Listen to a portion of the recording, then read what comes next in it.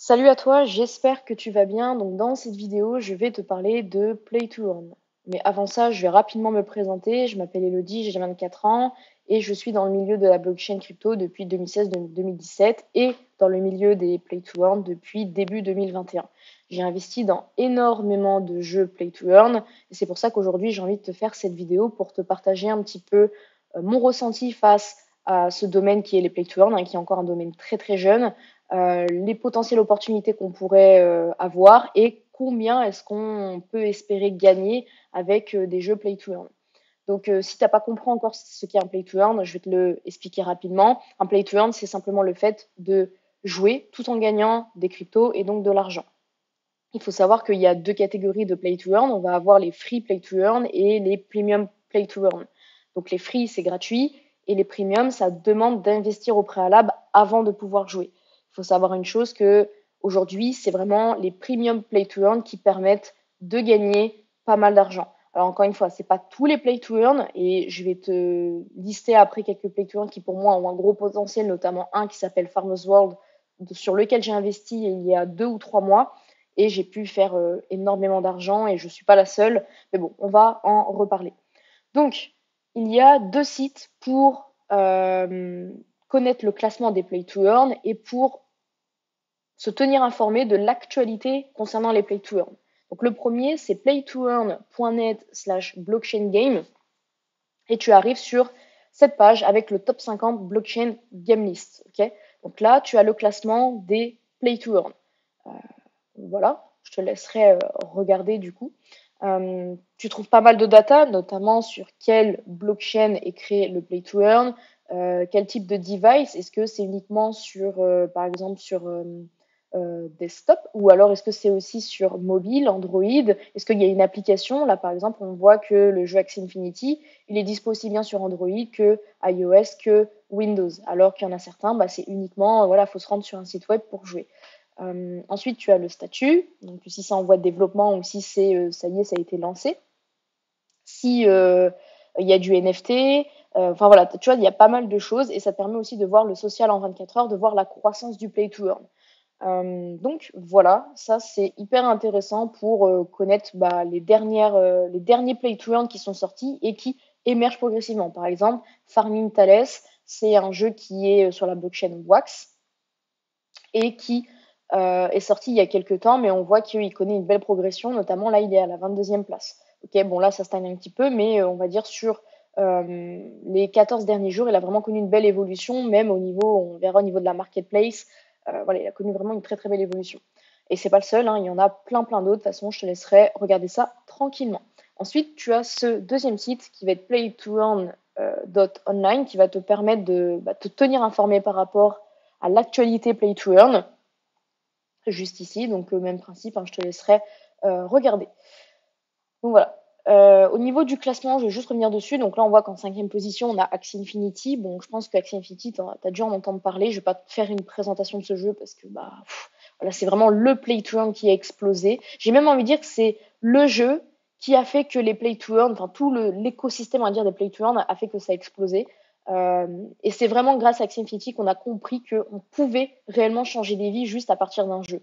Je prends l'exemple aujourd'hui, Axie Infinity, c'est beaucoup de Pakistanais ou ce genre de nationalité qui jouent à ce jeu et qui ont pu clairement changer de vie. Parce que bah, vous le savez, hein, des pays comme où il y a des pack-pack, je les appelle comme ça, ils gagnent très très peu d'argent et forcément, enfin voilà, ils travaillent énormément, ils gagnent très peu. Et quand tu leur dis à côté de ça qu'ils peuvent faire 20, 30, 50 euros, enfin, déjà rien que 20, même 10 euros par jour en jouant à un jeu comme Axie Infinity, pour eux, c'est juste démentiel. Et Axie Infinity est l'exemple type que ça a été un life changer pour beaucoup, beaucoup de ces gens-là. Donc, hyper intéressant. Et puis, de toute façon, on voit la croissance fulgurante de ce jeu. Si, par exemple, on prend depuis le 1er mars 2021 jusqu'à aujourd'hui, on est sur du presque 9500, enfin même plus que ça, 9500%. On a même été jusqu'aux 12 000. Donc, je ne sais pas si tu te rends compte, mais c'est incroyable. Même à proprement parler, tu aurais investi sur même si tu joues pas, tu investis uniquement sur Axis, bah clairement là tu aurais pu faire une très belle plus-value. Maintenant voilà, il faut savoir une chose, c'est que c'est pas la seule crypto à avoir explosé, il y en a plein d'autres. Donc Axie Infinity te permettait de faire quand même pas mal d'argent, surtout c'était au début. Moi personnellement, j'ai joué au début, j'avais investi, j'avais mes 3 petits monstres, donc je farmais mon SLP et j'ai décidé de revendre du coup mes Axis. Pourquoi? Parce que oui, je faisais de l'argent, mais le gameplay ne me plaisait pas. En fait, ça, comment dire, c'était assez redondant et c'était voilà, fallait faire ces petits combats tous les jours, et cetera. Ça prenait quand même 1 heure, 2 heures par jour et moi, ça m'ennuyait personnellement. Il y avait pas forcément des moyens d'automatiser. En plus, si tu essayais d'automatiser, bah, tu pouvais te faire ban par le jeu. Après, il y a toujours cette possibilité de, enfin, aujourd'hui en tout cas, de proposer des scholars. À l'époque où je m'étais mis dans le jeu, on en était, je crois qu'on en était là. Donc, à cette époque, il n'y avait pas encore tout ce système de scholars qui était mis en place, mais là, on va dire que ça s'est bien développé. Il y a des structures, etc. Et si j'avais gardé mes petits monstres, j'aurais sûrement fait une scholar. Donc, si jamais aujourd'hui tu es sur Axis et que tu en as marre du jeu, bah, peut-être t'orienter sur ce type de modèle. Comme ça, c'est quelqu'un d'autre qui joue pour toi, mais tu prends quand même un certain pourcentage. Donc, au final, ça revient à faire du revenu passif. Voilà. Donc ça, c'est concernant les play to earn. Moi, personnellement, j'ai envie de te présenter un projet enfin un play to earn qui vraiment me hype de ouf depuis 2-3 mois, sur lequel j'ai investi, c'est Farmers World, qui est basé sur la blockchain Wax.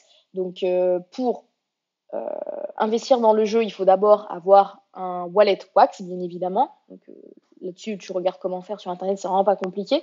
Et ensuite, il suffit de se rendre sur Atomic Hub, qui va être la marketplace pour les play to earn basés sur la blockchain Wax. Donc on retrouvera notamment ici Farming Thales, le jeu dont je te parlais. Mais du coup, Farmers World, c'est un premium play to earn, donc il faut investir au préalable pour pouvoir y jouer. Donc là, on va voir les outils. Alors, il faut savoir qu'à l'époque, il n'y avait que la V1. Donc, la V1, en fait, c'était les outils comme on va farmer du bois, on va farmer tout ce qui va être du gold et également de la food, okay, donc de la nourriture. Maintenant, depuis, il y a une V2, mais la V2 est encore peu rentable, donc je t'invite pas forcément à t'y intéresser pour l'instant, où là, on va pouvoir élever des poules, on va pouvoir élever des vaches, produire du lait, etc., etc. En gros, ils ont vraiment pour ambition de devenir tu sais, le fameux jeu Facebook là qui était hyper connu, c'était Farmville, je crois que c'est ça le prénom, enfin le nom du jeu. Et ben ils ont vraiment pour ambition de devenir ce jeu-là. D'ailleurs, je crois que c'est également le but de Farming Thales, dont on parlera juste après. Donc voilà, bon là, comme tu peux le voir, pour pouvoir, par exemple, commencer à crafter, donc à miner, pardon, du bois, de la food et du gold, il faut investir dans des outils. Donc là, comme tu peux le voir, les outils sont extrêmement chers. À l'époque, la Stoneaxe valait, je crois, c'était 50 ou 70 euros. Okay, à l'époque où j'ai investi. L'Axe, qui est un outil au-dessus de la Stoneaxe, était à 500, 600, 700 euros. Là, tu vois qu'aujourd'hui, les prix ont complètement explosé. Et pourquoi? Parce qu'en fait, c'est sûrement l'un des jeux, les play to earn les plus rentables. Parce que de un, bah, les tokens ne font que monter, d'accord? Mais de deux, en fait, on peut tout automatiser. Donc ça veut dire qu'on n'a pas besoin de rester constamment derrière ses écrans pour jouer à ce jeu. Et c'est ça qui le rend hyper attrayant, c'est parce que bah, les développeurs ont bien voulu des bots ou quoi que ce soit. Donc voilà, et là tu vois qu'il y a plein d'outils, donc après en fonction de ton budget, bon bah tu as juste, hein, mais je dirais que là c'est hyper intéressant, et du coup si tu veux voir un petit peu la rentabilité, donc là je t'ai mis donc mon wallet, et ici, tu peux voir que avec une stone axe, donc c'est ce qui va me permettre de miner du bois, qui va me permettre de farm du bois, plus fishing rod, c'est ce qui va me permettre de miner ou miner de la food. Bah, grâce à ça, tout ça plus un bronzerment, mais bon, je vais pas rentrer là-dedans, et bah je peux faire à peu près aux alentours des 600 wax par jour. Sachant que à l'heure actuelle, 600 wax c'est égal à 0,3 à peu près, donc si on fait 600 fois 0,3, je fais 180 euros par jour en moyenne, parce que ça fluctue plus ou moins. Il y a des fois on va être à 600, des fois on va être à 550, mais voilà. Et surtout, ça dépend énormément du prix des tokens. Donc là, on va avoir celui de la food qui a 1.8, là on a 4.3 et 3.2, ok? Donc ça c'est le gold, ça c'est le bois et ça c'est la nourriture. Okay, donc c'est hyper intéressant. À savoir une chose, c'est que 2-3 mois en arrière, on avait déjà prédit entre guillemets, que c'était probablement le token du bois qui allait prendre le plus de valeur. Voilà. Pour X ou Y raison, il fallait faire une analyse. Mais là, du coup, avec la V2, probablement que le token food va également prendre de la valeur. Donc peut-être ce qui serait judicieux, ça serait aussi de réinvestir sur un outil qui va farmer de la food. Ok. Donc voilà par rapport à ça. Mais vraiment, c'est hyper intéressant ce type de jeu parce que, encore une fois, on peut du coup tout automatiser. Je vais te montrer du coup une macro qui va te permettre de tout automatiser si tu souhaites rentrer dans le jeu, hein. Rien n'est obligatoire, tu verras qu'il y a plein d'autres play to earn, mais du coup je te présente celui-là parce que c'est plus intéressant. Donc ça, tu vois, c'est une macro, et en fait, une fois que tu vas l'exécuter, ça va tout simplement farmer tout seul, ok? Ça va se faire en automatique. Donc là, en gros, on a programmé un petit truc qui dit que tu vas sur le site, tu vas à tel endroit, tu cliques ici, voilà, tu mines mon bois, tu mines mon bois avec le deuxième outil, et là tu mines ma food avec le troisième outil, et après tu mets en pause pendant 1 heure et tu refais. Ce qui permet en gros de travailler 24 heures sur 24 et de faire son petit farming 24 heures sur 24. Parce que le problème, c'est que si par exemple je le faisais que 8 heures dans la journée, et ben, tu vois que je ne suis plus autant rentable que si je le fais pendant 24 heures. Donc c'est ça l'idée du coup, c'est de pouvoir automatiser. C'est vraiment ça qui rend ce jeu hyper attrayant. Maintenant, il y a plein d'autres play to earn qui sont hyper intéressants. Notamment, il y a Farming Tales qui apparemment devrait doubler Farmers World. Moi, personnellement, j'ai pas investi dessus parce que le site me donne pas confiance. Mais encore une fois, ça dépend que de moi. Et c'est aussi parce que, on va dire, j'ai des critères quand même assez exigeants et que j'ai pas envie d'investir sur des Ponzi comme par exemple crypto. C'était Crypto D-Ball, le premier jeu sur lequel j'ai investi. Donc au bout d'1 mois où il avait down, bon, je le savais dès le début, et de toute façon il fallait investir dès le début. Donc on s'est bien mis pendant 3 semaines, mais après à la fin ça s'est complètement cassé la gueule. Donc l'idée c'est de trouver des play to earn sur le long terme. Donc on va voir Farming Talent, je t'invite à regarder, même si encore une fois ça a déjà bien bien up. Et puis après on va avoir Star Atlas aussi qui est très intéressant. De toute façon tu verras ici, j'ai ma petite catégorie de play to earn. Donc moi personnellement je suis sur Splinterland, je suis sur Myst, Locke, Faraland, Polychain Monster, pardon, Sorar, Illuvium qui n'est pas encore sorti, Faraland qui n'est pas encore sorti non plus. Ça, c'est sorti. Myst qui n'est pas encore sorti non plus. Enfin, tu vois, il y a encore pas mal de jeux en développement. Mais si déjà tu veux investir parce que tu crois au play to earn et tu penses que vraiment ça peut être hyper intéressant, bah, vraiment n'hésite pas. Illuvium qui est vraiment un très gros projet. Sorar aussi. Donc, Sorar, c'est plus tout ce qui va être play to earn, on va dire, c'est du football fantasy. C'est en gros, tu vas acheter des cartes NFT dédiées au foot. En fait, tu vas acheter des joueurs, mais sous forme de NFT. Et puis, tu vas pouvoir faire de l'achat-revente, les garder, etc., etc., les faire jouer, les train.